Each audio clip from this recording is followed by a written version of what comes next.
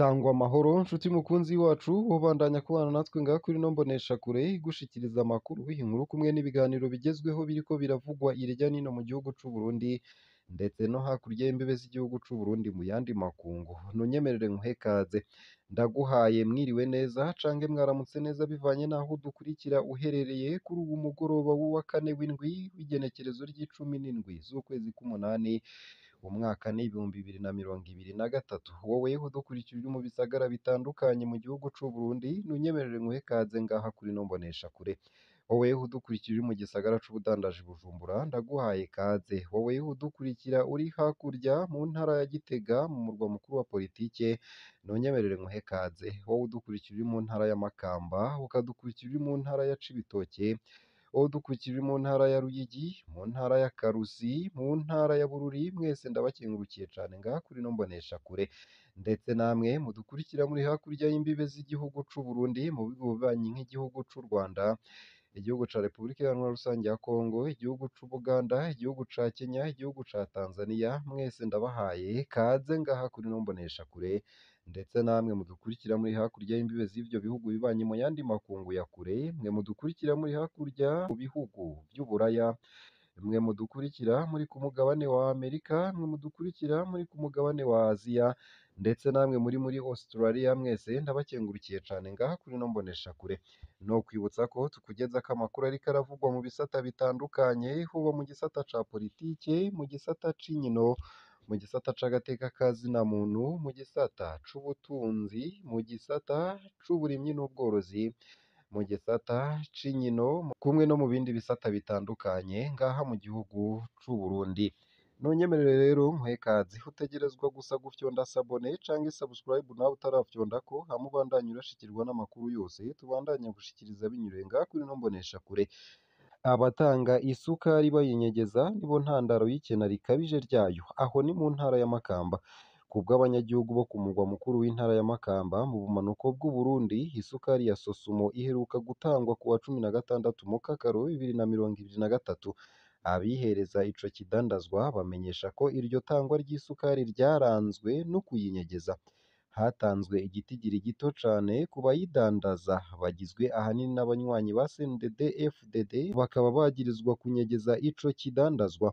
Bayigurisha ahandi ku giciro kiva ku bihumbi 5 gushika ku bihumbi 6 vy'amafaranga y'amarundi ku kiro. Igipolisi n'intwaro muri komine Makamba birarabana ayingwe kuva mu ntango za Myandagaro. Intandaro y'ayo matati ni uko uwurongoye imbonerakure, abanywanyi b'umuhari w'urwaruka rw'umugambwe CNDD-FDD muri komine Makamba yitwa Dieudonné n'icegera ciwe yitwa Yves Nininahazwe basatswe n'igipolisi. Ivyo ntivyanezereje intwaro n'abarongoye umugambwe uri ku butegetsi. Izo ndongozi zibiri z'imbonerakure zagirizwa n'abanyagihugu kunyegeza isukari ya Sosumo n'ibinyobwa vya Braludi barangura ku babiranguza. Hari ibihuha bikwiragizwa bivugwa ko abanywanyi b'umugambwe uri ku butegetsi n'intwaro bagomba gukoresha inguvu zabo zose kugira ngo uwurongoye igipolisi muri komine yimurirwe ahandi. Uko akaba ariko rimwe mu masoko yegereye iyo dosiye rishimangira. Abo banyagihugu bariyamiriza ukuntu indongozi z'umugambwe CNDD-FDD n'iz'intwaro babifisemwo uruhara. Amakuru ava mu gipolisi akaba avuga ko ibinyobwa vy'ihinguriro Braludi vyategerezwa kugurishwa na Yves Nininahazwe vyari vyanyegejwe kandi ko yari yabirungitse mu zindi komine. Akingiwe na bamwe mu ntwaro hamwe na zimwe mu ndongozi z'umugambwe uri ku butegetsi muri ivyo anyegeza. Tubamenyeshe ko abaranguza bo bamenyesha ko baronse isukari batanga muri uku kwezi kwa Myandagaro, ariko intwaro yarahagaritse itangwa ryayo ku batanga nkenke imbere yo gushinga igiciro ca leta. Iyo ngingo yo gucereza igurishwa ry'isukari ku kiro ikaba iriko yiyamirizwa n'abayihereza. Nayo kandi tukiri ku kijanye n'isukari, nuko isukari ingana n'amatoni 15 yafatiwe muri komine Mukaza. Ati nivyo yaranyurujwe. Ico kibazo ubu kiri mu butungane, hariko harakorwa amatohoza, vuba icegeranyo kirasohoka. Mugabo amatwi adusumira ku bivugwa, iyo sukari yoba itarashitse n'i Bujumbura. Ivyo ni ibivugwa n'umushikiranganji w'intwaro yo hagati mu gihugu Martin Niteretse. Ivyo yabishikirije mu nama nkenguzamateka yakoranye kuri uwu wa 16 z'ukwezi kw'umunani 2023, aho we na bagenzi we batwara ubushikiranganji mu vyo bujejwe harimwo ubudandaji n'ubutunzi bariko bishura ku bibazo bitandukanye. Ku bijanye n'ikibazo c'isukari n'isima, Niteretse Martin avuga ko hafashwe ingingo kugira ngo uwihenze agashiramwo akaboko karekare niyafatwa igipolisi kizoheze kimukorere dosiye ija mu butungane. Akaba yongera ati ikintu citwa fraude cose gihanwe nka fraude kuko gihungabanya ubutunzi bw'igihugu. Ntihagire ico dusubira kwihanganira. Turavye mu mategeko y'igihugu harimwo ibihano vy'abakora bene ivyo. Nayo ku bijanye n'isukari bwite ngo vyaragaragaye ko twahemukiwe n'abo twariko turakorana mu bijanye n'itangwa ryayo. Tugasanga ingene isukari iriko iragenda umwenegihugu akeneye kuyinywa mu buyi arayibuze. Ariko turiko turadoriya tugasanga isukari iriko igurishwa amafaranga ibihumbi 250 vy'amarundi ku mufuko. Nk'abatwaye isukari yari igenewe ingo ikaja mu mahinguriro twarabikurikiranye, hari abo twafashe bariko bakorerwa amadosiye, hari n'abo tukiriko turarondera.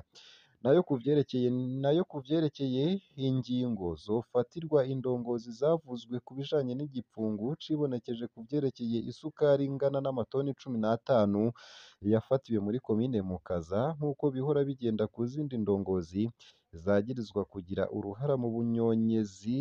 Niteretse Martin akaba agira ati ikibazo ca Mukaza reka tukivuge neza uko kiri. Ubutungane buriko buragira amatohoza yabwo. Jewe niyumviriye nti burya mfashe ingingo sinoba nihuse kuko hatanguye amatohoza y'ubutungane ayiwacu tuca tubanza kuyahagarika. Mugabo batubwiye bati vyanse nimugire amatohoza y'iwanyu natwe tuca turatangura. Mugabo ndizeye yuko ivyo bariko barakora mu minsi iza bazoduha inyishu. Ese iyo nkuru muyakiriye gute? Mutwandikire. Nayo kandi ati ubushobozi, ubumenyi hamwe n'uburyo birahari. None habuze iki kugira dufashe biboneka mu kuzamura ubutunzi bw'igihugu? Ico ni ikibazo kibazwa na bamwe mu Barundi baba hanze y'igihugu muri iyo ntumbero yo guterera mw'iterambere ry'igihugu.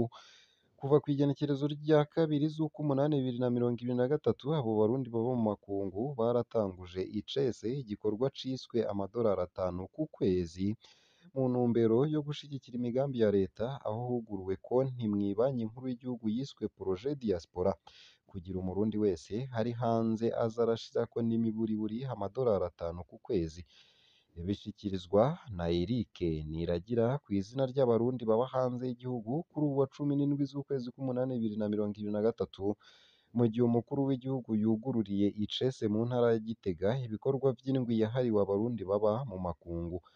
Ahamagarira abarundi bose bari hanze gushigikira igihugu cabo. Naho biruko ariko ngo haracari abarundi bari hanze bagifise ivyiyumviro vya politike bibi hamwe n'amacakubiri. Mwomenya ko kuri iyo konti gushika uyu munsi hariko amafaranga angana n'amadolari 785. Inyuma y'umwaka hakaba ariho hazosuzumwa uburyo bwose buzoba bumaze gushirwa kuri iyo konti. Ese mubona abarundi baba mu makungu boterera gute mw'iterambere ry'Uburundi? Mutwandikire munyuriye munsi y'ino video. Yo muyariko aravurwa hanze y'imbibe z'igihugu c'Uburundi nuko muri Nord Kivu mu ntara ya Ituri abantu barenga 50 bishwe n'abikekwa kuba hari aba ADF mu kiringo kidashikana indwi zibiri. Abantu batari munsi ya 50 nibo bishwe n'abantu bikekwa kuba ari aba ADF mu kiringo kidashikana indwi zibiri, nk'uko bivugwa n'amashirahamwe adakiranira ivyicaro vya politike. Abandi bantu benshi baraburiwe irengero. Vyabereye muri Beni mu ntara ya Kivu y'uburaruko no muri Irumu mu ntara ya Ituri ziri mu buseruko bwa Repubulika Iharanira Rusangi ya Kongo. Ku bwa Kinosi Katuo arongoye amashirahamwe adakiranira ivyicaro vya politike muri segiteri ya Beni Mbau, ibiziga 15 vyatowe muri Irumu ntivyahambwe. Abo bantu bishwe kuwa 31 Mukakaro. Abo bantu ni 55, bamwe biciwe muri Kivu ya ruguru, abandi muri Ituri bigizwe n'aba ADF, uko akaba ariko yamenyesheje. Akaba avuga kandi ko hari abanyagihugu benshi banyurujwe, batwawe n'abicanyi igihe bagira ivyo bitero, uko akaba ariko yavuze.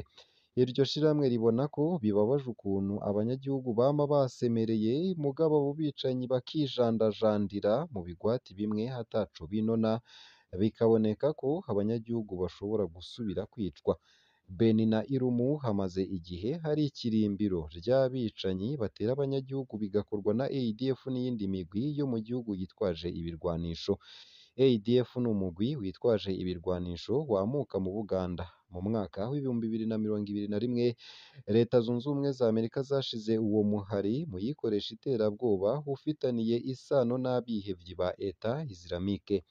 Uwo mwaka nyene igisoda ca Congo n'ica Ubuganda bahuje inguvu ngo batuze ADF ku butaka bwa Congo, ariko mugabo ibitero vyarabandanije.